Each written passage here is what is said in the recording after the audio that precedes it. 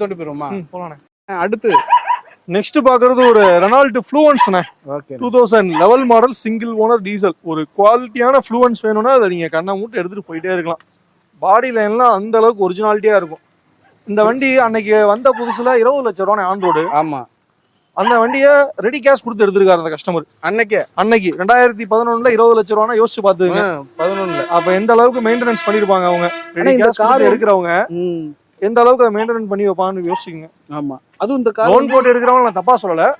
அப்பயே 20 லட்சம்ங்கிறது premium, high premium செக்மெண்ட்ல போய் டக்குன்னு எடுத்துட்டு. ஆனா இது ஆக்சுவலா வந்து ஆடி A6 பாடி லைன் அந்த மாதிரி பாடி வந்து செட்டா அந்த செக்மெண்ட் கார் பாடி டிசைனிங் அந்த மாதிரி இருக்கும். ஆமா, பக்காவா இருக்கும். நீங்க என்ன ஒரு 140 150ல போய் பிரேக் அடிச்சாலும் சொன்ன இடத்துல நிக்கும், கத்தி மாதிரி நிக்கும். செம்ம வண்டி காண்டி. இதெல்லாம் அமையாதானே, அவ்வளவு சீக்கிரம் அமைஞ்சிருச்சு அப்படின்னா வச்சுக்கணும். அந்த மாதிரி வண்டியில வாட்டும் கிடக்கும். நல்ல வண்டினா மெயின்டெனன்ஸ் ஃப்ரீ. என்னைய பொறுத்த வரைக்கும் இது மெயின்டெனன்ஸ் நம்ம பர்ஃபெக்டா பண்றப்ப மெயின்டெனன்ஸ் ஃப்ரீ. ஏன்னா செலவாகும் அப்படி இப்படின்னு பயப்படுவாங்க.